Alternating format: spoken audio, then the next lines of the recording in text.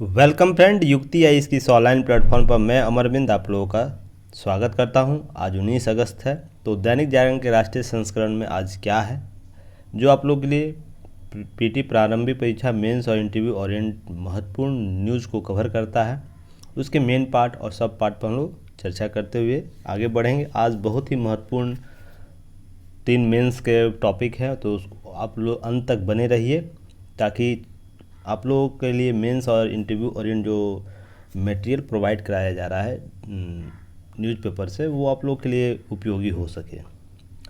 साथ ही साथ आज कृष्ण जन्माष्टमी है, तो आपको इसकी हार्दिक बधाई। आगे बढ़ने से पहले हम लोग सबसे पहले जो भी नए स्टूडेंट हैं चैनल को सबसे पहले सब्सक्राइब कर लीजिए। साथ ही साथ नए और पुराने लिसनर जो भी हैं चैनल को लाइक, शेयर और कमेंट करना ना भूलें ताकि हमें मोटिवेशन प्राप्त हो सके। और साथ ही साथ जो मोटो लेकर हम लोग आगे बढ़े हैं उस पर हम लोग और भी बेहतर करने का प्रयास करें। तो जितना हो सके आप लोग लाइक और कमेंट शेयर ज़रूर कीजिए और भी लोगों को जोड़ने का प्रयास कीजिए। साथ ही साथ युक्ति आईएएस का ऐप ज़रूर डाउनलोड कीजिएगा आप लोग। आपको वहाँ बहुत से चीज़ टेस्ट है, जैसे यूपीएससी प्लस पीसीएस और भी ऑल कॉम्पिटिटिव एग्ज़ाम, जितने भी गवर्नमेंट के कॉम्पिटिटिव एग्ज़ाम सारे के टेस्ट फ्री अवेलेबल, बहुत से टेस्ट फ्री अवेलेबल कराए गए। साथ ही साथ लो प्राइस में आप लोगों को कराया गया है टेस्ट अवेलेबल, जिसमें आप लोगों को 299 में 2000 टेस्ट अवेलेबल कराया गया है, 399 में 2000 टेस्ट अवेलेबल है। दो तरीके का है, दोनों अलग अलग फॉर्मेट पे है। और 199 पर 500 टेस्ट आप लोग अवेलेबल है। तो बहुत से लो प्राइस पर आप लोगों को टेस्ट अवेलेबल कराया गया हिंदी इंग्लिश दोनों मीडियम के स्टूडेंट के लिए। तो आप लोग ज़रूर जाके वहाँ देख सकते हैं, विजिट कर सकते हैं। और इस पीडीएफ को प्राप्त करने के लिए टेलीग्राम चैनल ज़रूर ज्वाइन कीजिए। जो अंडरलाइन पीडीएफ होता है उसे प्राप्त करने के लिए इसके स्क्रीनशॉट और इससे रिलेटेड न्यूज़ से रिलेटेड बहुत से महत्वपूर्ण लिंक्स और फोटो को शेयर किया जाता है टेलीग्राम ग्रुप पर। तो आप लोग डिस्क्रिप्शन बॉक्स या कमेंट बॉक्स में लिंक दिया रहता है, सभी लिंक दिए हैं ऐप का, टेलीग्राम का, वेबसाइट का, तो आप लोग विजिट कर सकते हैं। चलिए तो हम लोग आगे बढ़ते हैं।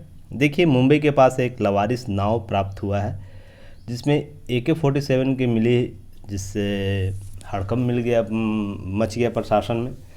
तो यह कुछ याद ताज़ा कर दिए, जैसे मुंबई जो 1993 का मुंबई हमला हुआ था, जो सीरियल ब्लास्ट हुआ था, इसी पोर्ट से वो RDX आया था।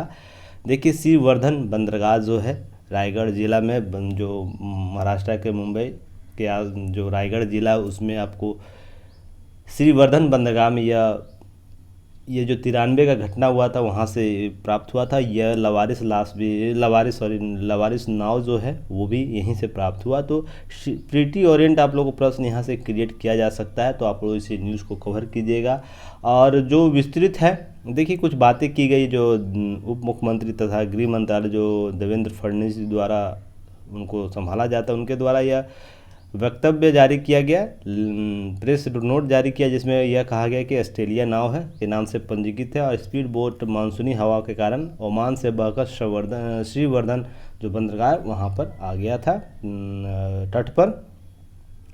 तो यह देखिए ध्यान रखने की बात है कि इसके फैक्ट कुछ और भी हो सकते हैं, पर इससे रिलेटेड आप लोगों को मेंस में यहाँ पूछा जा सकता है क्या इस प्रकार की घटनाएं सुरक्षा तंत्र को किस रूप से प्रभावित करती है। और जो मुंबई हमला जो हुआ उससे रिलेटेड प्रश्न को पुनः आप लोगों के लिए क्वेश्चन क्रिएट करवा सकता है। तो इससे रिलेटेड देखिए, आतंकवाद से रिलेटेड एक टॉपिक पहले से प्लेलिस्ट में होगा, तो आप लोग उसे ज़रूर देख लीजिए। अब तक भारत पर जितने आतंकवादी घटना हुआ है, जिसमें जितने भी क्लब्स हुए, जितनी भी संस्थाएं बनाई गई, नए नए संस्थाओं का गठन किया गया, उससे रिलेटेड सारे पॉइंट ऑफ व्यू को एक वीडियो में कवर किया गया है। तो आप लोग प्लेलिस्ट में जाइएगा, वहाँ पर सर्च कीजिएगा, आप लोगों को इम्पोर्टेंट टॉपिक के सीरीज में मिल जाएगा। तो आप लोग वहाँ से कवर कर लीजिएगा इस न्यूज़ को, क्योंकि वो विस्तृत किया हुआ लगभग आधे घंटे का 30 मिनट 35 मिनट का वीडियो होगा। और अब तक भारत में जितने भी आतंकवादी घटनाएँ हुई हैं वहाँ पर चर्चा की गई है, तो आप लोग उसे ज़रूर कवर कर लीजिएगा। चलिए नेक्स्ट है, यह बहुत ही महत्वपूर्ण है आप लोगों के लिए न्यूज़। देखिए क्या न्यूज़ है, पीटी फैक्ट से तो महत्वपूर्ण है ही, इससे बहुत से पीटी के प्रश्न उभरते हैं। और मेंस और इंटरव्यू के लिए VVI प्रश्न है, आप लोग ध्यान रखिएगा, VVI की श्रेणी में रखिएगा इसे। थोड़ा सा इसका मैं पेन चेंज कर लेता हूँ, एक सेकंड। चलिए अब आगे बढ़ते हैं। इसे आप लोग VVI की श्रेणी में रख लीजिएगा। क्यों? क्योंकि यहाँ से जब भी प्रश्न इस प्रकार के टॉपिक छिड़ते हैं तो वहाँ से मेंस और इंटरव्यू में प्रश्न देखने को मिला है, क्योंकि यह मौलिक अधिकार से संबंधित प्रश्न है टॉपिक से, तो यह इसलिए भी महत्वपूर्ण हो जाता है। और पॉलिटी के पार्ट में सेशन में ये बहुत ही महत्वपूर्ण, और इंटरव्यू जो बोर्ड के मेंबर होते हैं उनके लिए फेवरेट इस प्रकार के मौलिक अधिकार से रिलेटेड क्वेश्चन होते हैं। तो देखिए मुद्दा यह है, इसके न्यूज़ को देख लीजिएगा आप लोग, क्योंकि देखिए 2021 में ही जारी किया गया था, सूचना प्रौद्योगिकी नियमों के तहत ब्लॉक किया गया है। इन चैनलों पर लगा प्रतिबंध। देखिए पीटी फैक्ट में पूछ सकता है कभी कभी, जैसे लोकतंत्र टीवी है, साथ ही साथ एमजी राजवी न्यूज़ दुनिया जो पाकिस्तान का एक चैनल स्थित था, वो वहाँ से कोऑर्डिनेट होता था। साथ ही साथ यहाँ ध्यान देने योग्य बात है, ऐसे चैनलों पर लगभग 144 करोड़ बार देखा गया है इस चैनल को। बताइए हम लोग जैसे जो एजुकेशनल वीडियो, उस पर व्यू मात्र 70-100 का व्यू आता है। तो समझ सकते हैं समाज की मनोवृत्ति या प्रवृत्ति किस ओर जाती है, कि वहाँ पर चटकारे वाली न्यूज़, सांप्रदायिक न्यूज़ प्लस देशद्रोही विरोधी न्यूज़ को ज़्यादा तरजीह दिया जाता है। तो यह 114 करोड़ बार देखा जा चुका, तो यह आंकड़ा कम नहीं है। तो इससे रिलेटेड देखिए कुछ चीज़ें हैं, आप लोग जरूर सूचना मंत्रालय के इस नोटिस को देख लीजिएगा। साथ ही साथ सांप्रदायिक फैलाने को लेकर आंतरिक सुरक्षा को खिलवाड़ किया जाए, जैसे धार्मिक संरचनाओं को गिराने के आदेश दिया भारत सरकार के संदर्भ में ऐसी न्यूज़ चैनलों के द्वारा प्रसारित की जा रही थी, जिसमें भारत सरकार धार्मिक उत्सव मनाने पर प्रतिबंध लगाया गया है। भारत के धार्मिक युद्ध की घोषणा जैसी फर्जी खबर चलाई गई थी, और साथ साथ जो प्रतिष्ठित जो एंकर होते हैं उनका चेहरा लेकर इस पर वीडियो चलाया जाता था, इसलिए इस पर संदिग्ध रूप से प्रतिबंध लगाया। इससे पूर्व देखिए 101 यूट्यूब चैनल समाचार का हाल दिसंबर 2021 में भी लगाया गया था। तो ये जो इस वर्ष के लिए महत्वपूर्ण टॉपिक होगा, इससे रिलेटेड आर्टिकल क्या है, 19 आर्टिकल 1 क्या है, उस पर हम लोग चर्चा करेंगे। साथ ही आईटी अधिनियम 66 क्या है, उस पर हम लोग चर्चा करेंगे। फिर किस सीमा तक प्रतिबंध होना चाहिए, इस पर भी हम लोग चर्चा करेंगे। तो की पॉइंट के रूप में आप लोग इसे ज़रूर नोट डाउन कर लीजिएगा। ये आप लोगों के लिए जब तक आपका एग्ज़ाम है तब तक ये महत्वपूर्ण टॉपिक बना रहेगा, तो आप लोग निश्चित होकर इसको की नोट्स कवर कीजिए। तो सबसे पहले इस व्यक्ति की स्वतंत्रता क्या है, फ्रीडम ऑफ एक्सप्रेशन क्या है, जो संविधान का अनुच्छेद 19 है के तहत लिखित और मौखिक रूप से अपना मत प्रकट करने के लिए अभिव्यक्ति की स्वतंत्रता अधिकार प्रदान किया गया। तो सबसे पहले 19 में यह प्रावधान किया गया है फ्रीडम ऑफ स्पीच, उसके एक बंद के तहत। और साथ ही साथ भारत के सभी नागरिकों को विचार करने, भाषण देने और अपने और अन्य व्यक्तियों के विचारों को प्रचार करने की स्वतंत्रता है। पर ध्यान रखिएगा यह युक्तियुक्त प्रतिबंध है, युक्तियुक्त स्वतंत्रता है, इस पर प्रतिबंध युक्तियुक्त लगाया जा सकता है। यह इसे असीमित नहीं रखा गया, इसे सीमित किया गया है। तो वो आगे क्या हम लोग बात करें, किस परिस्थिति में लगाया जाता है, लगाया जा सकता है, इसकी सीमा किस हद तक है। तो देखिए यहाँ पर कुछ बातें हैं, सबसे पहले उसे आप लोग जान लीजिए। भारत का अनुच्छेद 19 क्या कहता है। हालांकि 19(1) से लेकर 6 तक चर्चा है, पर एग्जाम ओरिएंट आप लोग 19(1) ज़्यादा इंपॉर्टेंट है, तो इसे हम लोग कवर कर लेंगे, ताकि और भी चीज़ें 19(6) तक जो है उसमें कोऑर्डिनेटेड युक्तियुक्त प्रतिबंध, जिसमें हम लोग आगे चर्चा करेंगे, सारे चीज़ों को हम लोग कवर करते चलेंगे। तो देखिए 19A सभी नागरिकों को अधिकार प्राप्त करता है या अधिकार देता है। क्या देता है, पहला 19 या ये के तहत वाक्य स्वतंत्रता और व्यक्ति की स्वतंत्रता देता है 19(1) के तहत। ठीक, ध्यान है। ख के तहत शांतिपूर्ण और निरायुध सम्मेलन करने का भी अधिकार देता है। शांतिपूर्ण कहीं आप सम्मेलन कर सकते हैं बिना हथियार गोला बारूद जमा किए हुए। साथ ही साथ संगम, संघ या सहकारी सोसाइटी बनाने के लिए बार बार यहाँ से पीटी प्रारंभिक परीक्षा में यूपीएससी हो या पीसीएस हो या वनडे एग्जाम, कोई भी कॉम्पिटिटिव एग्जाम देते हैं, यहाँ से देखिए ये प्रश्न पूछा गया है बार बार, सहकारी समिति या सहकारी सोसाइटी का गठन किस अनुच्छेद के तहत है, तो 19(ग) के तहत।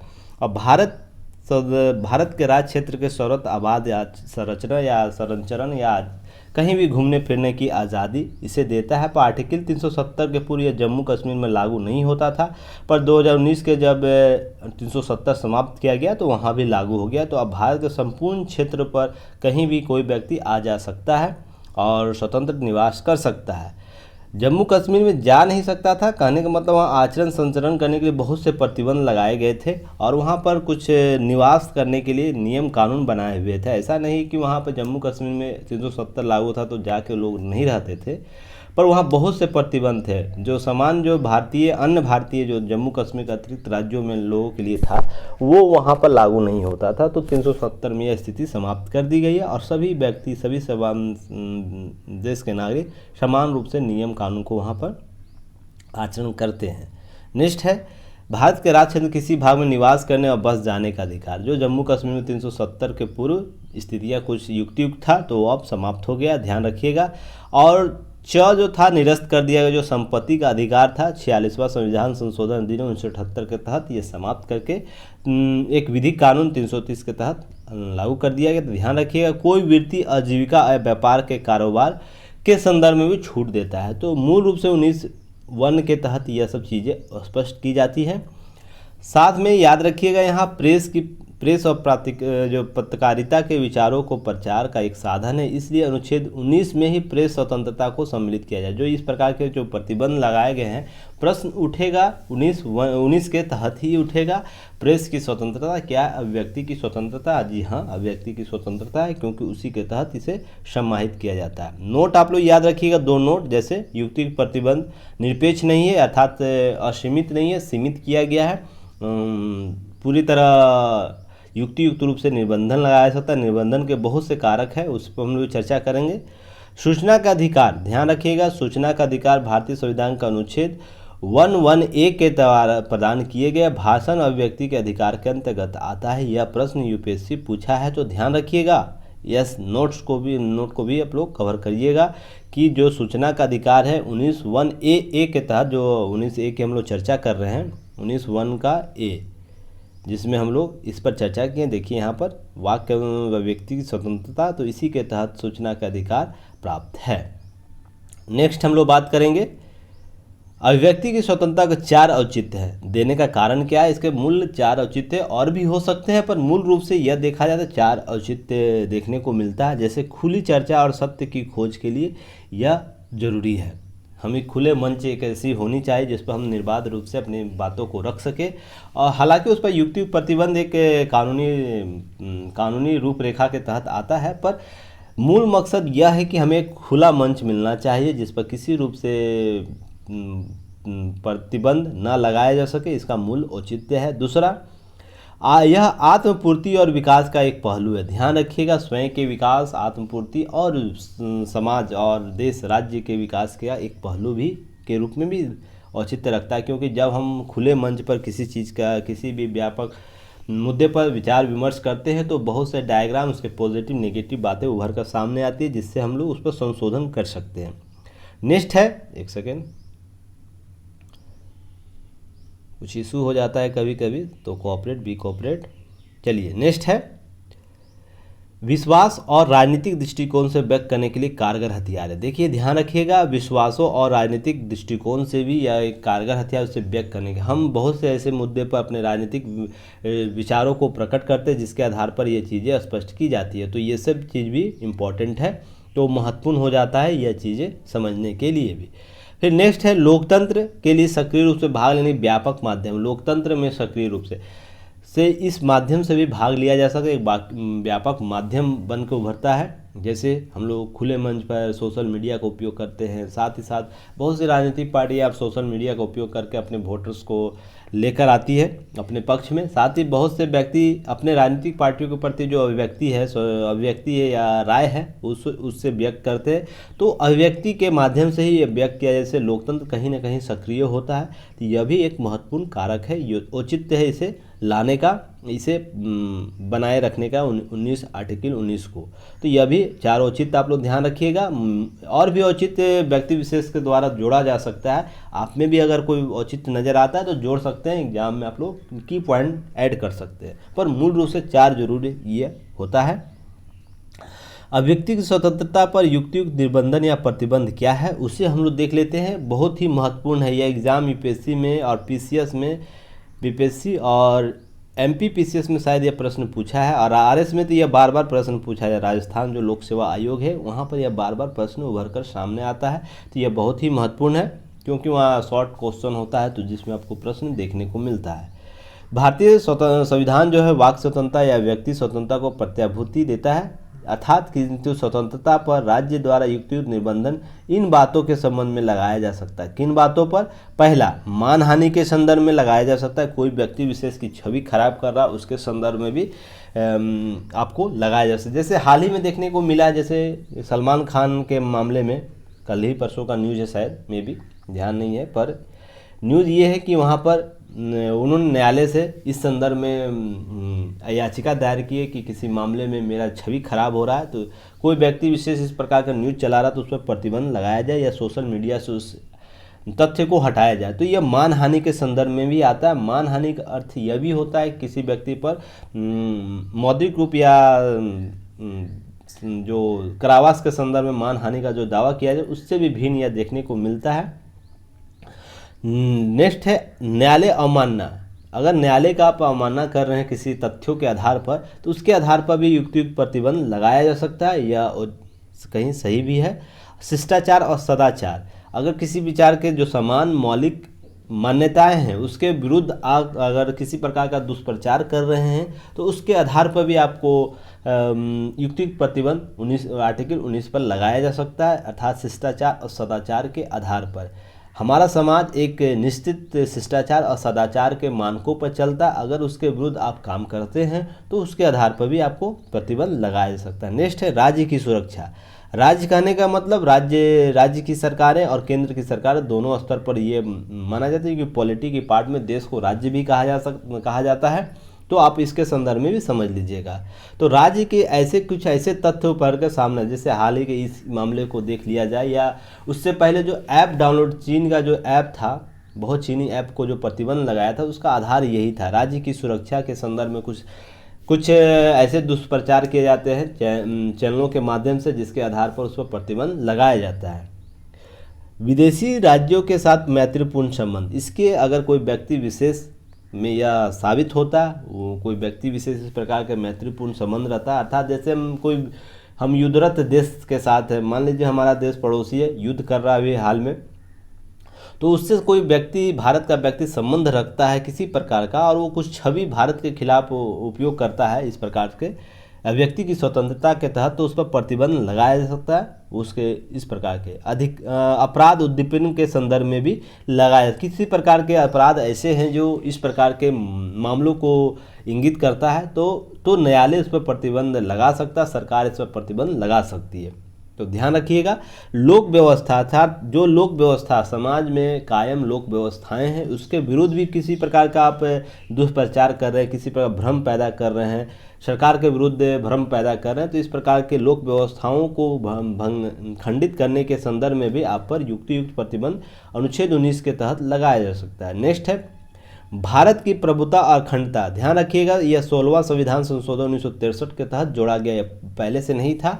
जब ये 19 जो आर्टिकल है उसके तहत नहीं था, पर 1963 में यह जोड़ा गया, जब क्योंकि आप जान सकते हैं भारत की प्रभुता और अखंडता के संदर्भ में जो संशोधन किए गए बाद में, उससे पूर्व इस शब्द का प्रयोजन आपको यहाँ देखने को मिल जाता है। तो ध्यान रखिएगा, जब प्रभुता और अखंडता के संदर्भ में भी इस पर प्रतिबंध लगाया जा सकता है। आगे हम लोग देखेंगे न्यायालय का आदेश इस संदर्भ में क्या है। तो देखिए, दो चीज़ें आप लोग याद रखिएगा, दो न्यायालय का निर्णय, एक त्रिपुरा उच्च न्यायालय का, बहुत से उच्च न्यायालय का है मामला जिसमें दिशा निर्देश इस संदर्भ में दिया गया है, पर त्रिपुरा उच्च न्यायालय और सर्वोच्च न्यायालय का सुप्रीम कोर्ट का जो दिशा निर्देश है उसे ज़रूर आप लोग की नोट्स में शामिल कीजिएगा, क्योंकि यह बहुत ही रोड मैप तय करता था इस संदर्भ में। क्या त्रिपुरा उच्च न्यायालय कहता है यह कि सोशल मीडिया पर पोस्ट करना सरकारी कर्मचारियों सहित सभी नागरिकों पर लागू होने वाले मौलिक अधिकार के समान है। क्योंकि वहाँ पर एक मामला आया था जिसमें कुछ सरकारी कर्मचारी ने अपने अभिव्यक्ति की स्वतंत्रता के संदर्भ में कुछ पोस्ट किया था, जिस पर केस हुआ था, तो उसमें त्रिपुरा उच्च न्यायालय का यह दिशा निर्देश सामने आया वाद में कि सभी नागरिकों के साथ सरकारी कर्मचारियों को भी यह मौलिक अधिकार प्राप्त है अभिव्यक्ति की स्वतंत्रता व्यक्त करने के लिए। साथ ही त्रिपुरा के उच्च न्यायालय ने यह भी कहा कि सरकारी कर्मचारी त्रिपुरा सिविल सेवा आचरण अधिनियम 1988 के तहत लगाए गए प्रतिबंधों के अधीन अपनी राजनीतिक मान्यताओं को धारणा व्यक्त करने के लिए भी हकदार है। तो इस प्रकार जो राज्य के अन्य राज्यों के भी कर्मचारियों को यह अधिकार प्राप्त हो जाता है कि जो मान्यताएं हैं उनके सिविल सेवा आचरण अधिनियम जो है हर राज्य के अलग अलग है, पर 1988 कमोबेश सभी राज्यों में लागू है। अलग अलग राज्यों के नाम से सिविल सेवा आचरण अधिनियम 1988 वो कहता है कि राजनीतिक मान्यताओं को धारणा व्यक्त करने के लिए वो व्यक्त कर सकता है, हकदार है, इसीलिए प्रतिबंध उस पर नहीं लगाया जा सकता। तो दो चीज़ें याद रखिएगा, न्यायालय का त्रिपुरा हाईकोर्ट का यह डिसीजन, साथ ही साथ सर्वोच्च न्यायालय का यह सूचना प्रौद्योगिकी अधिनियम जो आईटी एक्ट 2000 है कि धारा 66A के इस्तेमाल पर केंद्र सरकार को नोटिस जारी किया गया और यह कहा गया कि यह धारा असंवैधानिक है। यह किस मामले में कहा गया था? 2015 के श्रेया सिंगल के मामले में, ध्यान रखिएगा 2015 का श्रेया सिंगल वाद गया था 2015 में सर्वोच्च न्यायालय में। वहाँ पर आईटी एक्ट 2000 था, हालांकि 2000 फिर 19 में भी संशोधन हुए, 20 में भी कुछ संशोधन हुए हैं, पर 2000 संशोधन 66A का जब धारा 66A है उसे असंवैधानिक घोषित करते हुए अभिव्यक्ति की स्वतंत्रता का उल्लंघन करार दिया। तो 66 है वर्तमान में असंवैधानिक पर चर्चा में हमेशा रहता है, ध्यान रखिएगा। नेक्स्ट है, नोट याद रखिएगा, आईटी एक्ट 66A संविधान का अनुच्छेद 19 भाषण की स्वतंत्रता और जीवन आर्टिकल 21 दोनों के विपरीत थी, इसलिए इसे असंवैधानिक घोषित कर दिया गया। यह प्रश्न आपसे पूछा भी गया है, यह यूपी पीसीएस में प्रश्न पूछा गया है। साथ ही साथ आपको में भी छत्तीसगढ़ में यह शायद पूछा गया, तो ध्यान रखिएगा। मुझे जहाँ तक रिकॉल हो रहा है कीजिए कि ये छत्तीसगढ़ पीसीएस और यूपी पीसीएस में ये प्रश्न पूछा गया है। नेक्स्ट नोट याद रखिएगा आप लोग, जैसे विचार की स्वतंत्रता का अधिकार, the right of freedom of opinion, अंतरात्मा की स्वतंत्रता, फ्रीडम ऑफ कंसेंसनेस, और संतोष की स्थापना यानी राइट ऑफ डिसेंट को स्वस्थ और परिपक्व लोकतंत्र की आवश्यक तत्व माना जाता है। क्या? स्वतंत्रता का अधिकार, विचारों की स्वतंत्रता का अधिकार, right to freedom of opinion, या अभिव्यक्ति की स्वतंत्रता जिसे कह सकते हैं, या अंतरात्मा की स्वतंत्रता, असंतोष का अधिकार। यह तीन जो है स्वस्थ एक परिपक्व लोकतंत्र की आवश्यक तत्व है। इसलिए आर्टिकल 19 का जो युक्त प्रतिबंध है उस पर जो तरीके हैं उसको नियोजित करने की ज़रूरत है, और साथ ही साथ इस सीमा को उल्लंघित जो भी लोग करते हैं लोकतंत्र के नाम पर, उस पर कड़ी सजा करने की भी ज़रूरत है, ताकि दोनों के बीच बैलेंस क्रिएट किया जा सके और एक स्वस्थ और परिपक्व लोकतंत्र को स्थापित किया जा सके। ऐसा नहीं कि अभिव्यक्ति की स्वतंत्रता पर आपको खुली छूट दी जा सकती है और आप एक समाज के लोक व्यवस्थाओं, लोक आचरण और प्रशासन और देश के विपरीत आप षड्यंत्र रचने लगे और विश्व में भारत और राज्य का जो छवि है वो खराब करने लगे आज़ादी के संदर्भों में। ऐसा बहुत बार देखने को मिला है, कोई व्यक्ति किसी भी स्तर पर जाकर अपने मौलिक अधिकारों का उपयोग करता है। खास बात याद रखिएगा कि मौलिक अधिकार से अधिक मौलिक कर्तव्य जरूरी है। आपको यह पता होना चाहिए कि आपको मौलिक अधिकार किन कर्तव्यों के आधार पर प्राप्त हुए हैं। जो आपको मौलिक कर्तव्य है, आपके व्यक्तिगत कर्तव्य हैं, उसको पालन करना। संविधान में जो मौलिक कर्तव्य दिया गया उसके आधार पर अपने मौलिक अधिकारों को संतुलित करते हुए अपने वाक्य अभिव्यक्ति को व्यक्त करने की जरूरत है। तो यहाँ पे ये चीज़ें आप लोग को स्पष्ट होनी चाहिए एक एस्पिरेंट के लिए। तो किन किन आधारों पर आप इस पर प्रतिबंध लगा सकते हैं। ऐसा नहीं कि सरकार पूरी तरह इन सोशल मीडिया या जो उभरता हुआ सोशल मीडिया उस पर प्रतिबंध लगाना चाहती है, वो उन्हीं हद्दों पर, उन्हीं तथ्यों आधारों पर लगाती है जो संविधान में वर्णित है। तो यह कहीं ना कहीं औचित्य है, तो इसे आप लोग इस आधार पर भी देखिएगा। नेक्स्ट है, देखिए एक चीज़ है, कल कुछ दिन पहले ही एक 5G स्पेक्ट्रम का नीलामी हुआ, तो ईज़ ऑफ डूइंग बिजनेस जो है, ईज़ ऑफ डूइंग बिजनेस, उसमें देखिए जो भारतीय एयरटेल के जो चेयरमैन हैं उनके सुनील मित्तल का एक वक्तव्य आप लोग याद रखिएगा, कि केस स्टडी के तौर पर आप लोग यूज कर सकते हैं। Ease of doing business Bharat के संदर्भ में प्रश्न आएगा तो, और ईज ऑफ डूइंग बिजनेस से संबंधित आप लोग वीडियो प्लेलिस्ट में देख लीजिएगा, आप लोग वहाँ पर कवर कर लीजिएगा। 30 साल का अनुभव ये बता रहे हैं, क्या मैं पिछले 30 सालों में अपने अनुभव पहली बार ऐसा महसूस कर रहा हूँ, काम करने के तरीकों में गजब बदलाव आया है।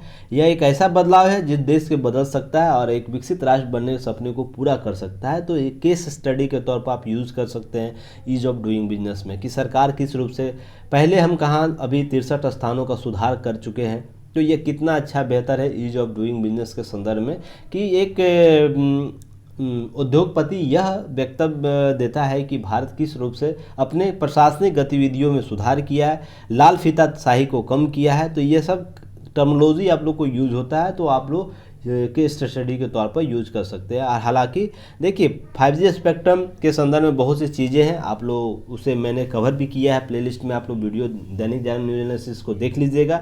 स्पेक्ट्रम क्या होता है, स्पेक्ट्रम के और विभिन्न आयाम क्या, आवृत्ति क्या है, सभी पर हम लोग चर्चा की। अभी तक कितना स्पेक्ट्रम प्राप्त हो चुका, कितनी की नीलामी हुई है। तो सरकार को 1.5 लाख करोड़ की स्पेक्ट्रम की नीलामी की है, जिसमें आप लोगों को अभी तक 17,087 करोड़ 8,776 करोड़ का रेवेन्यू प्राप्त हो चुका है। तो ये सब चीज़ें जमा हो चुकी। तो 5G ट्रायल बहुत जल्द शुरू होगा और हो सकता है 1-2 महीने के अंदर आपको 5G की चीज़ें उपलब्ध होने लगे। तो ये फैक्ट हो सकता है, पर ईज ऑफ डूइंग बिजनेस में एक केस स्टडी के तौर पे इसे यूज जरूर कीजिएगा। चलिए हम लोग आगे बढ़ते हैं, तब तक आप लोग चैनल को जरूर शेयर सब्सक्राइब करते रहिए, कमेंट करते रहिए और चीज़ें उपयोग करते रहिए, हमें सपोर्ट करते रहिए। देखिए एक पीटी फैक्ट के रूप में यह प्रश्न आपसे पूछा जा सकता है, जो RRTS जो स्टेशनों के तहत जो Delhi Meerut regional rail tourism system है, कॉरिडोर में ऐसे स्टेशनों के आसपास छोटी कॉलोनियां बसाई जाएगी। तो देखिए शहरीकरण उद्ययन के संदर्भ में केस स्टडी के तौर पर आप इसे यूज कर सकते हैं। शहरीकरण का व्यापक बदलाव जिस रूप से हो रहा है उसके संदर्भ में इसे यूज कर सकते हैं। दूसरा, यहाँ से पीटी में आपको प्रश्न पूछ सकता है कि यह परियोजना क्या है, योजना TOD योजना क्या है। तो TOD योजना एक्चुअली है क्या, यह उद्देश्य गाड़ियों को कम से कम इस्तेमाल करना है, जो संसाधन है उसके तहत लोगों को एक ही परिसर में रिहायशी व्यावसायिक गतिविधियों का उपलब्ध कराना, अर्थात जैसे जो 200 से 500 से 800 मीटर के पर करीब 1 हेक्टेयर की ज़मीन होना चाहिए। इस योजना को लागू करने के लिए अगर मान लीजिए कोई मेट्रो परियोजना चल रहा है, उसके आसपास का कोई रिहायशी इलाका या मेट्रो परियोजना है, तो उसके आसपास का रिहायशी इलाका है, तो यहाँ पर उन सारी गतिविधियों को आप लोग यहाँ पर उपलब्ध कराया जा सकता है, जिसके आधार पर आने जाने के जो साधन है उसको कम उपयोग किया जा सकता है। यहाँ पर रिहायशी इलाकों में जैसे आपको इसकी सुविधा क्या दे सकते हैं, जैसे परिसर में ऑफिस घर होगा, घर में प्लेस से लेकर ट्रांसपोर्ट तक सभी सुविधाएं होगी, निजी वाहनों कम से कम इस्तेमाल किया जाएगा। तो यहाँ पर TOD योजना के तहत आप लोग को प्रश्न पूछ सकता है। ट्रांजिट ओरिएंटेड जो डेवलपमेंट है, ये आपको यहाँ से प्रश्न क्रिएट किया जा सकता पीटी में। तो आप लोग या तो मेंस में भी आप लोग को यहाँ से TOD योजना शहरीकरण को एक व्यापक शहरीकरण या स्मार्ट शहर को विकसित करने में किस रूप से उपयोगी हो सकता है, तो यह भी मेंस में आप लोग को प्रश्न क्रिएट किया जा सकता है। तो इस न्यूज़ को आप लोग कवर कर लीजिएगा ताकि और भी बेहतर तरीके से आप लोग आंसर को कवर कर सकें। चलिए नेक्स्ट हम लोग आगे बढ़ते हैं। देखिए जलवायु परिवर्तन कई राज्यों में अक्षय ऊर्जा क्षमता में डाल सकता असर, यह बहुत ही महत्वपूर्ण न्यूज़ है, इसे VVI श्रेणी में आप लोग रखिएगा। जलवायु परिवर्तन से संबंधित कोई भी प्रश्न आता है तो आप लोग टॉपिक कवर होता है न्यूज़ में आता है तो उसे आप लोग अपने की नोट्स में शामिल कीजिए, क्योंकि वहाँ से प्रश्न आपको जरूर देखने को मिल जाएगा। तो यह क्या है, किन राज्यों के संदर्भ में बोला गया, दिल्ली, उत्तर प्रदेश, बिहार, झारखंड जैसे राज्यों में जलवायु परिवर्तन जो हो रहा है उसका प्रभाव देखने को मिल सकता है। अक्षय ऊर्जा में क्या मिल सकता है कि 2030 तक भारत का लक्ष्य अक्षय ऊर्जा स्रोतों में 50% तक पूरा करने का लक्ष्य निर्धारित है, तो इस पे प्रभाव हो सकता है। देखिए इसमें कौन कौन से पुणे, न्यूयॉर्क यूनिवर्सिटी के शोधकर्ताओं ने इस पर गहन अध्ययन करते हुए यह बात बोली है कि भारतीय जो उपमहाद्वीप है अगले 40 वर्षों के लिए अक्षय ऊर्जा, पवन सौर ऊर्जा के अनुमानों को विश्लेषण अत्याधुनिक जलवायु मॉडलों जारी किया है, जिसमें देखिए जो क्षमताओं में कमी आ सकती है। जैसे अप्रैल 2021 से मई 2022 में मई, दिल्ली, बिहार, झारखंड, उत्तर प्रदेश क्रमशः 268.5 मिलियन यूनिट MU, बिहार के लिए आपको 195.36 MU मिलियन यूनिट की बात कर रहे हैं, और झारखंड के लिए 21.94 MU, और उत्तर प्रदेश के लिए 3,564.4 MU सौर ऊर्जा उत्पादन हुआ है इस संदर्भ में, इस क्रम में। पर इसमें कुछ कमी आ सकती है, जैसे किस राज्य की क्या क्षमता है वर्तमान में ये बताई गई है, और जो क्षमता का प्रभाव है वो किस रूप से देखने को मिल सकता है, इस पर स्पष्ट किया गया। अगले 3 जो कुछ दशक है उसमें यह क्षमता, जो वर्तमान क्षमता, उसमें कमी आ सकती है। तो यह बहुत ही महत्वपूर्ण हो जाता है। इससे संबंधित कुछ रिपोर्ट आया था जिसका मैंने कहीं भी यूज़ नहीं किया था आप लोग की नोट्स में, पर यह महत्वपूर्ण होता है। जलवायु परिवर्तन के संदर्भ में कुछ टर्मिनोलॉजी महत्वपूर्ण है, उससे हम लोग देख लेते ताकि आप लोग का जो मेंस का क्वेश्चन है आप लोग कवर कर सके। देखिए, जलवायु परिवर्तन 2021 रिपोर्ट IPCC का जो आया था आकलन रिपोर्ट, उस पर हम लोग 6ठी रिपोर्ट यह था, उस पर हम लोग चर्चा कर लेते हैं। इससे रिलेटेड, जलवायु परिवर्तन से रिलेटेड है, तो यह प्रश्न पूछा जा सकता है। जो पहला भाग क्या था, climate change 2021 the physical science basic शीर्षक के नाम से जारी किया गया था। जो IPCC जलवायु परिवर्तन पर अंतर संकारी पैनल जो है वो जारी किया। यह कौन सा रिपोर्ट है, 6ठी आकलन रिपोर्ट है। ध्यान रखिएगा, नोट याद रखिएगा आप लोग यहाँ पर क्या, कि वर्ष 2050 तक वैश्विक शुद्ध न्यून तापमान वृद्धि में 1.5 डिग्री सेल्सियस तक बनाए रखने की न्यूनतम आवश्यकता है। जैसे कि पहले भी जारी किया गया है, बात जलवायु परिवर्तन के विभिन्न सम्मेलनों में यह बात की गई है। तो यहाँ पर कुछ टर्मिनोलॉजी याद रखिएगा। औसत तापमान की संकल्पना क्या है वो हम लोग देख लेते हैं। उसके 0 न्यूटन कार्बन का संकल्पना क्या है, तो हम लोग बात करेंगे। पहले औसत तापमान संकल्पना क्या है। पृथ्वी की सतह पर औसत तापमान अगले 20 वर्ष अर्थात 40 तक पूर्व औद्योगिक स्तरों अर्थात 1.5 डिग्री जो सेल्सियस था, जो औद्योगिक क्रांति आई इंग्लैंड में, उससे पूर्व की स्थिति की बात की जा रही है। उत्सर्जन को तीव्र कमी किए बिना सदी के मध्य तक 2 डिग्री सेल्सियस को पार कर जाएगा। यह बहुत ही महत्वपूर्ण आंकड़ा है, यह संतुलित करने की जरूरत है। इसके संदर्भ में यह रिपोर्ट आकलन कहता है।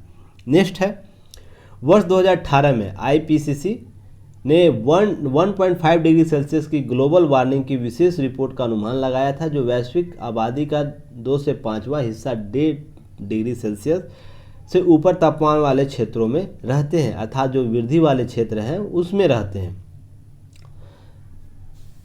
नेक्स्ट है, पिछला दशक जो था जिसमें आपको 1.5 लाख वर्षों के किसी भी अवधि की तुलना में अधिक गर्म था। ध्यान रखिए, पिछला जो गत वर्ष जो रहा दशक, वो पिछले जो 1,25,000 वर्षों में किसी भी अवधि में सर्वाधिक गर्म रहा। यह आंकड़ा आप लोग को याद रखना है, आप लोग की पॉइंट के रूप में इसे शामिल कर सकते हैं। साथ ही साथ वैश्विक तापमान जो है 2011 से 20 के दशक में 1850 से 1900 की तुलना में 1.09 डिग्री सेल्सियस अधिक रहा। देखिए, इस औद्योगिक स्तर की तुलना में कितना अधिक रहा, 1.09 डिग्री सेल्सियस। तो यह बहुत ही महत्वपूर्ण हो जाता है कि लक्ष्य हमारा कुछ और ही है, हम उस और करीब पहुंच भी नहीं पा रहे, इसलिए बहुत से कार्य करने की ज़रूरत है। इस पर हालांकि बहुत से देश के सरकारों द्वारा, संगठनों द्वारा कार्य किया जा रहा है। उम्मीद है कि जल्द से जल्द इन सब चीज़ों पर जलवायु, क्योंकि पृथ्वी एक है, उस पर जीवन को सुरक्षित रखना सभी का सामूहिक कर्तव्य है।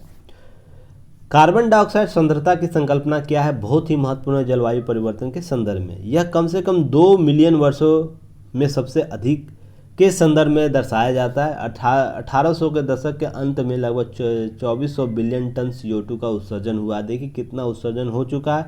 इससे अधिकांश मानवीय गतिविधियों, विशेष रूप से जीवाश्म ईंधनों के जलने के लिए ठहराया जाता है, जिम्मेदार ठहराया जाता है। जीवाश्म ईंधन पर जो हम लोग टिके हुए हैं, और हालांकि अब अक्षय ऊर्जा और जो सौर ऊर्जा का कॉन्सेप्ट आया है, तो उसमें और भी देखिए, हाल ही में भारत की जो संस्था है ICMR, उसने समुद्र से न्यूक्लियर कॉन्सेप्ट को डेवलप किया है। समुद्री जल से न्यूक्लियर जो यूरेनियम है उसे निकाल कर न्यूक्लियर प्लांट में यूज़ करेगा, वो इन प्रोसेस है। अगर इस प्रकार की डेवलपमेंट को विकसित कर लिया जाता तो हम जो जीवाश्म ईंधन पर हैं टिके हुए हैं, उस पर कहीं बहुत हद तक हम लोग छुटकारा पा लेंगे और जलवायु परिवर्तन के बहुत से चीज़ों को हम लोग संतुलित कर सकते हैं।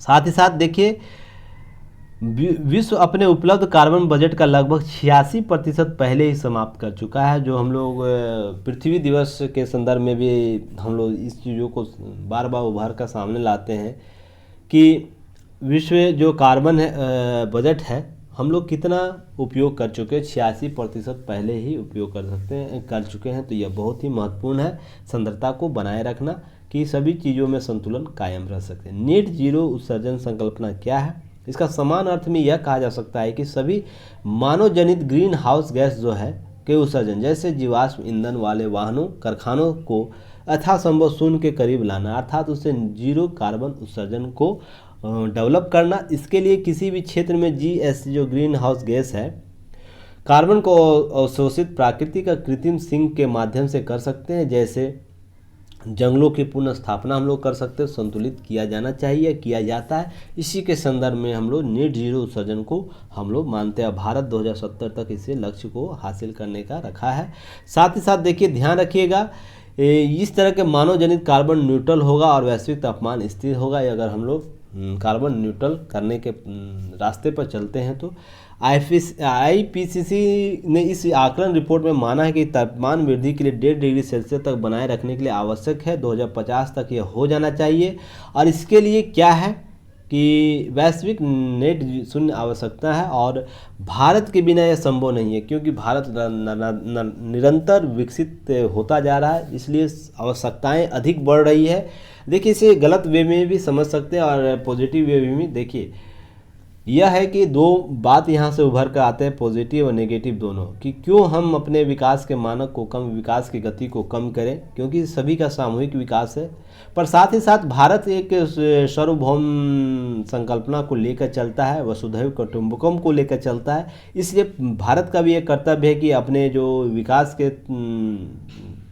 के जो माध्यम उस पर परिवर्तित करते हुए विकास के स्तर को प्राप्त करें। तो उसके लिए भारत 2017 तक नेट जीरो के लिए कॉन्सेप्ट डेवलप किया है, लक्ष्य निर्धारित किया है। और विभिन्न देश अपने अपने स्तर पर बहुत से, जैसे अमेरिका, ब्रिटेन, चीन, सभी ने लक्ष्य निर्धारित किया। इससे रिलेटेड एक वीडियो आप लोग को होगा, आप लोग प्ले लिस्ट में जरूर जाके देख लीजिएगा। जलवायु परिवर्तन से संबंधित बहुत सी चीज़ों को कवर किया गया है। देखिए, अब है कि जलवायु परिवर्तन भारतीय उपमहाद्वीप पर प्रभाव क्या है, इसके संदर्भ में देख सकते हैं हम लोग। ऊर्जा क्षमता में भी कमी हो रही है। देखिए, ग्रीष्म लहर में प्रभाव होता है क्या है। दक्षिण एशिया में 21वीं सदी के दौरान ग्रीष्म लहर, आर्द्र ग्रीष्म तनाव अधिक तीव्र और निरंतर घटित हुई है, निरंतर घट रही है। तो यह भी एक कारण जिससे मानसून का प्रभाव भी कम होता है। परिवर्तन की उम्मीद है। देखिए, हालांकि अभी मानसून का दौर चल रहा है, तो देख सकते हैं वर्षा नहीं हो रही है, कहीं अधिक कहीं कम, कहीं कुछ भी नहीं हो, सूखा घोषित किया जा रहा है।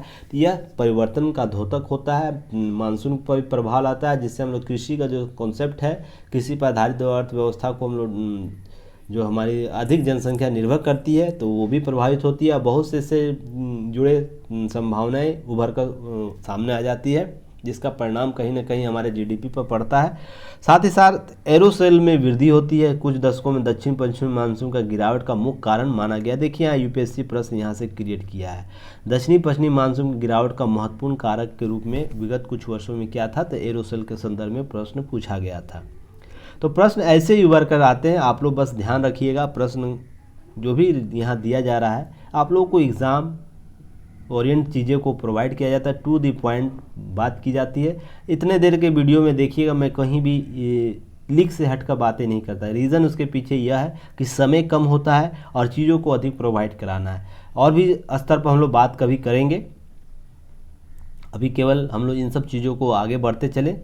देखिए, ध्यान रखिएगा, यहाँ पर समुद्री तापमान में भी आपको तेज़ी हुआ है गर्म में। वैश्विक औसत तापमान, जैसे जिसमें हिंद महासागर, जिसमें अरब सागर और बंगाल खाड़ी भी शामिल है, औसत तापमान जो था उसमें तेज़ी हुई है, गर्म हुई है। सद में हिंद महासागर क्या है, समुद्र की सतह ग्लोबल वार्मिंग 1.5 से लेकर 2 डिग्री होने में 1 से 2 डिग्री सेल्सियस तक बढ़ने की संभावना। अगर ग्लोबल वार्मिंग बढ़ता है तो यह हिंद महासागर क्षेत्र जो है, जिसमें हमारा बंगाल की खाड़ी, अरब सागर, वहाँ का भी तापमान बढ़ेगा। तो हमारे जो तटवर्तीय क्षेत्र है वहाँ पर भी इसका प्रभाव देखने को मिल सकता है। साथ ही जलवायु परिवर्तन पर संयुक्त राष्ट्र फ्रेमवर्क, जो यूनाइटेड नेशन फ्रेमवर्क और कन्वेंशन जो है क्लाइमेट चेंज, UNFCCC क्या है, वो है, इसकी स्थापना IPCC की स्थापना करता है। UNEP जो संयुक्त राष्ट्र पर्यावरण कार्यक्रम, उसके और विश्व मौसम विज्ञान संगठन, वर्ल्ड मेट्रोलॉजिकल जो ऑर्गेनाइजेशन है, के द्वारा वर्ष 1988 में किया गया था। और IPCC की संकल्पना क्या है, आकलन रिपोर्ट क्या है, यह प्रत्येक कुछ वर्षों, अर्थात लगभग तो 7 वर्षों के उपरांत यह जारी कर दिया जाता है, पर प्रत्येक कुछ निश्चित अंतरालों पर यह IPCC का मूल्यांकन रिपोर्ट जारी किया जाता है, जो जलवायु से जो परिवर्तन हो रहे उससे संबंधित व्यापक वैज्ञानिक मूल्यांकन को प्रस्तुत करता है। यह सामने लाता है जिस पर विश्व के विभिन्न देशों को एक दिशा निर्देश देता है कि इस पर कार्य करने की जरूरत है। अब तक 5 मूल्यांकन रिपोर्ट जारी किया जाए, यह 6ठी रिपोर्ट था, ध्यान देने की बात है। प्रथम आकलन रिपोर्ट कब आया? 1990 में आया, और 5वीं जो था 2014 में पेरिस के जलवायु सम्मेलन के लिए जारी किया गया था। तो बहुत ही महत्वपूर्ण है, पीटी फैक्ट यहाँ से बार बार पूछे गए हैं, तो आप लोग इसे जरूर कवर कर लीजिएगा। नेक्स्ट न्यूज है, देखिए आप लोग को। तब तक चैनल को जरूर शेयर सब्सक्राइब कीजिए। रांची का जो हिंसा मामला हुआ था, वहाँ पर न्यायालय ने, झारखंड कोर्ट ने यह 2 टूक में बात बोली है कि रांची हिंसा मामले में रद्दी की टोकरी में फेंकने पर लगा है पूरा तंत्र। इस प्रकार के जब भी टिप्पणी आती है तो कुछ प्रकार के प्रश्न उभर कर सामने आते हैं कि सरकारी संस्थाएं क्या किसी राज्य विशेष के हितों के अनुसार कार्य करेगी या व्यक्ति विशेष लोकतंत्र को स्थापित करने के हितों के संदर्भ में काम करेगी। तो यह बहुत ही महत्वपूर्ण टॉपिक है। इस पर न्यायालय का फैसला जब आ जाएगा, इसके सारे डायग्राम पर लोग चर्चा करेंगे, क्योंकि जब नुपुर शर्मा का मामला हुआ था रांची में, ताबड़तोड़ जो इस प्रकार के जो घटनाएं घटी थी, लोग इकट्ठा हो गए थे, 10,000 से अधिक लोग, और आगजनी किए थे। उसके समय देखिए पूरे देश में इस प्रकार की घटनाएं घटी थी, विभिन्न जगह हत्याएं भी हुई है, उस पर हम लोग न्यूज़ कवर कर चुके हैं। पर रांची का मामला कुछ अलग था, इसे हाईकोर्ट भी संयोजित रूप से इस संदर्भ में मानता है। तो इस पर रिपोर्ट आ जाने दीजिए, फैसला आने दीजिए, क्योंकि न्यायालय में कोई वाद चल रहा है, उस पर अपनी टीका टिप्पणी करना सही नहीं है एक एस्पिरेंट के तौर पर। तो इसलिए आप लोग इसका वेट कीजिए, इस पर जब रिजल्ट सामने आ जाएगा तो हम लोग उस पर चर्चा करेंगे। पर इससे रिलेटेड न्यूज़ को कवर पहले किया जा चुका है। साथ ही साथ देखिए एक आप लोग पीटी फैक्ट है, इसे जरूर कवर कीजिएगा। कवच से लैस होगा वंदे भारत का नया वर्जन, जो आज होगा ट्रायल। इसका ट्रायल कहाँ हो रहा है, आप लोग यह प्रश्न आपसे पूछा जा सकता है। बहुत ही महत्वपूर्ण है, 75 वंदे भारत इस वर्ष वित्तीय वर्ष में चलाने का लक्ष्य है, जिसमें देखिए एक्सप्रेस चंडीगढ़ के लुधियाना रेलवे सेक्शन में ट्रायल के दौरान चलाया जाएगा, जो चेन्नई स्थित इंटीरियल जो कोच फैक्ट्री वहाँ पर बनाया गया है। कवच हाल ही में लॉन्च किया गया एंटी कोलोनियल जो डिवाइस कवच है, जो क्या करता है 380 किलोमीटर 380 मीटर अगर एक ही ट्रैक पर कोई 2 ट्रेन गुजर रहा है, एक ही ट्रैक पर 2 ट्रेन गुजर रहा है, तो यह कवच एक्टिव हो जाता है और इसके बीच 380 मीटर की दूरी में यह दोनों ट्रेन एक दूसरे पर रुक जाएंगे। तो इसलिए महत्वपूर्ण है यह बहुत ही उन्नत कॉन्सेप्ट था जो हाल ही में ट्रायल किया गया है। देखिए 180 किलोमीटर अनलोडेड और अनलोडेड दोनों तरीके से इसे कराया जाएगा 75 टन योजन के साथ 115 किलोमीटर प्रति घंटा की रफ्तार से। तो यहाँ पर की पॉइंट यह है कि इसका ट्रायल कहाँ होगा, 2.0 वर्जन जो वंदे भारत का 2 वर्जन का ट्रायल कहाँ है, यह प्रश्न आपसे पूछा जा सकता है पीटी ओरिएंट में। और सुविधाएँ क्या होगी ये आप लोग कवर कर लीजिएगा, जो आप लोगों को प्रोवाइड होगा पीडीएफ या स्क्रीनशॉट जो प्रोवाइड है, तो वहाँ से आप लोग कवर कर लीजिएगा। नेक्स्ट नीचे है, बहुत सी न्यूज़ ऊपर है, बहुत सी चीज़ों को कवर किया गया। यह आर्टिकल आप लोग जरूर आज पढ़िए, भारत का अमृतकाल स्वप्न की चुनौतियाँ। देखिए आप कुछ प्रश्न चिन्ह करते हैं, कुछ प्रश्न उभारते हैं और साथ साथ सुझाव भी देते हैं इस प्रकार से किस रूप से हमें भारत एक अमृतकाल के दौर में अपने स्वप्न और चुनौतियों को सामना कर रहा है, कौन कौन सी चुनौतियाँ हमारे सामने, उसमें हम लोग कैसे सामना करें और आगे हम लोग बढ़ें। तो उसके लिए जैसे जो श्रीकांत वर्मा जी हैं उनके द्वारा यह बोला गया कि भ्रष्टाचार और कर्तव्य के संदर्भ में कुछ बातें की गई है, जो प्रधानमंत्री के द्वारा परिवारवाद और भाई भतीजावाद के बारे में यह योग्यता को अनदेखा करता है।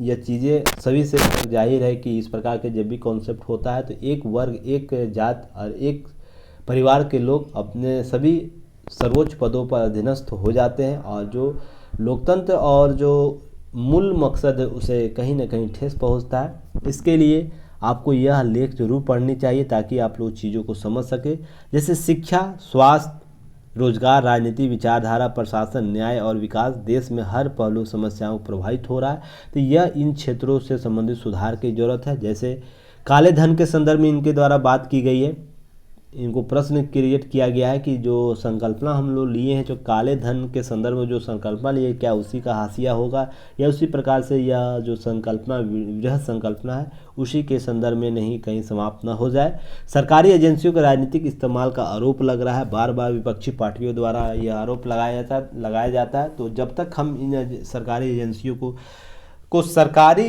राजनीतिक दबाव और सरकारी दबाव से हम लोग बाहर मुक्त नहीं करेंगे तो जो सरकारी एजेंसियां कार्य नहीं कर सकेगी। तो यह बहुत ही महत्वपूर्ण एक प्रश्न क्रिएट कर किया गया इनके द्वारा। और जो कर्तव्य शब्द है जो 42वें संशोधन, सबसे बड़े संशोधन द्वारा किया गया था आपातकाल के दौरान, हालांकि यह बहुत ही प्रश्न है इस पर क्रिएट किया गया कि ये किसी देश विशेष के संदर्भ में अपनी राजनीतिक पूर्ति की गई थी, उस पर कृतज्ञता जाहिर की गई थी, यह जरूरी नहीं था। पर देखिए वो अलग मुद्दा है। पर कर्तव्य के पीछे हम लोग यह कह सकते हैं कर्तव्य के संदर्भ में कि क्या यह नागरिकों के लिए बहुत बेहद ज़रूरी है कि लोगों को अपनी अभिव्यक्ति की स्वतंत्रता के साथ साथ कर्तव्यों का भी की भी जानकारी होनी चाहिए, उसके प्रति लोगों को जवाबदेह होना चाहिए। नई शिक्षा नीति के संदर्भ में इनके द्वारा कहा गया है कि बातें की गई है, तो वो भी बहुत ही इंपॉर्टेंट। देखिए सारे टर्मिनोलॉजी जो यूज किया जाता है जो भी लेख में पहले बात की जा चुकी होती है, तो सारे चीज़ों को की नोट्स जो मैं आपको लोगों को प्रोवाइड करा रहा हूँ उसके की नोट्स को आप लोग अपने आंसर राइटी में कवर कर लीजिएगा। अगर इस प्रकार का टॉपिक या ऐसे में आप लोग को प्रश्न पूछा जाता है तो देखिए कुछ अलग नहीं होगा, सारी चीज़ों को तोड़ मरोड़ के दूसरे तरीके से प्रस्तुत किया जा सकता है। सभी व्यक्ति विशेष, अगर 131 करोड़ जनसंख्या है भारत की और ये किसी एक टॉपिक पर हम लोग बात करने बोलते हैं तो 131 करोड़ विचार आएंगे, तो ध्यान रखिएगा। तो आप एक कॉमन विचार लेकर चलिएगा। तो सारे कॉमन विचारों को पहले प्रस्तुत किया जा चुका है, आप लोग उसी टर्मिनोलॉजी को, उसी नोट्स को, की नोट्स को इस संदर्भ में यूज कर सकते हैं। सारी समस्याओं का, चुनौतियों का पहले भी जिक्र किया गया है। तो बस है कि आपको पता होना चाहिए समस्या हमारे पास क्या है। तो समस्या स्वास्थ्य का है, रोजगार का है, राजनीतिक विचारधारा का है, प्रशासन का है, न्याय हो या विकास, इसके संदर्भ में कॉन्सेप्ट नहीं आती, ये सब आप लोगों को कवर कर लेना है ताकि चीज़ें और भी स्पष्ट किया जा सके। जलवायु परिवर्तन की समस्या है, तो बहुत सी समस्या है, जितनी भी समस्या गिनी जाए कम नहीं है। और देखिए भारत को विकसित बनाने वाला संकल्प जो ऊपर आर्टिकल है और पहले के जो आर्टिकल उसको एक क्रक्स के रूप में शामिल किया गया, तो इस आर्टिकल को आप लोग खुद से पढ़ लीजिएगा क्योंकि वही चीज़ें अमूमन बोली गई है। और कुछ एग्जाम्पल के तौर पर इंजीनियरिंग क्षेत्र में एग्जाम्पल क्या है, लोकतंत्र के व्यापक मानक क्या है, विकास का मानक क्या है, इसके संदर्भ में 47 का लक्ष्य क्या है, सभी पर बात की गई है। तो आप लोग इसे कवर कर लीजिएगा। और देखिए एक न्यूज़ है, जानकारी के लिए बस आप इस न्यूज़ को पढ़ लीजिएगा कि 13 राज्यों नहीं खरीद सकेंगे बिजली। एनर्जी जो इंडियन एनर्जी एक्सचेंज है उसके द्वारा सख्त कदम उठाया गया। ये सब न्यूज़ पर नज़र रखनी चाहिए कि कभी भी अगर इस प्रकार का प्रश्न उभरे तो केस स्टडी के तौर पर आप लोग इसे यूज कर सके, बहुत ही इंपॉर्टेंट हो जाता है। आपको नेक्स्ट न्यूज एक नीचे मिलेगा, उसे मैं कवर करके इस आज के चीज़ों देखिए जो भारत की और चीन के संबंध में बेहद कठिन दौर से गुजर रहा है, जो हमारे विदेश मंत्री जयशंकर उनके द्वारा कहा गया, और ये काफ़ी हद तक सही भी है। अगर एशिया में हमें पावर बनना है दोनों देशों को, तो हमें मिलजुल कर काम करने की ज़रूरत है। हम एक छोटी संकुचित विचारधारा को लेकर ऐसे डेवलप नहीं हो सकते हैं। तो इसलिए इनका मानना है कि कठिन दौर से गुजर रहा है, जयशंकर जी का मानना है। इसके लिए दोनों देशों को एक मंच पर आकर काम करने की ज़रूरत है। यह वक्तव्य जो दिया गया है, जो वो जयशंकर जो बैंकॉक है वहाँ पर आपको एक विश्वविद्यालय है चिलालोंगकांग, वहाँ पर सेमिनार में ये बोल रहे थे। हिंद प्रशांत क्षेत्र में बेहतर लेकर भारत की दृष्टि से विषय पर भाषण देने के बाद विद्यार्थियों और विशेषज्ञों के एक समूह सवाल पर जवाब दे रहे थे। बहुत से अंतर्विरोध है, गतिरोध है। चीन के अपने राष्ट्रीय हित है, भारत के अपने राष्ट्रीय हित है, दोनों अपने बीच संतुलन स्थापित करके चीन में पावर बन सकता है। चीन यह चाहता है कि हम एशिया पर राज करें, एशिया का प्रभुत्व अपने नेतृत्व अपने हाथ में ले। भारत चाहता है कि भारत एशिया का नेतृत्व अपने हाथ में ले। कमोवेश ये जाहिर नहीं होता पर यह हकीकत है। इसलिए इस लेख को आप लोग पढ़िएगा। क्वाड क्या है, क्वाड के बारे में आप लोग प्लेलिस्ट में जाइएगा, क्वाड सर्च कीजिएगा, आप लोगों को क्वाड के संदर्भ में मिल जाएगा। बहुत से डायग्राम कवर किया गया है, तो आप लोग इसे कवर कर लीजिएगा, देख लीजिएगा। इससे रिलेटेड एक न्यूज PDF है, मैं आप लोगों को क्वाड से रिलेटेड सारे डायग्राम जो होते हैं उसको मैं टेलीग्राम पर शेयर कर दूंगा ताकि आप लोग उसे देख लीजिएगा।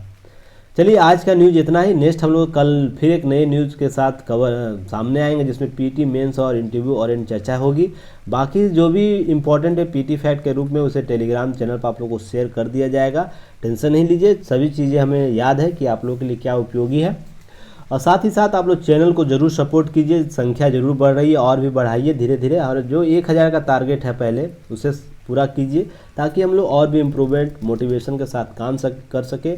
और ऐप और वेबसाइट ज़रूर को विज़िट कीजिए। बहुत सी चीज़ें आप लोग को फ्री प्रोवाइड कराई जा रही है। हमारा संकल्प जो है न्यूनतम फी के साथ अधिकतम सेवाओं को प्रस्तुत करना। देखिए अब 399 में 2000 टेस्ट आप लोग को अवेलेबल कराया गया, जो बहुत ही रेयर है। आपको 1100 में आप लोगों को 10,000 MCQ का सीरीज लाया गया है, तो आप लोग ज़रूर उसे शामिल होइए। बहुत ही लो प्राइस में रखा गया। और पहले आप लोग जाके फ्री टेस्ट जो वहाँ पर जाके उसकी गुणवत्ता को चेक कीजिए, ताकि चीज़ें समझ सकिएगा कि आप लोग के लिए बेहतर क्या है।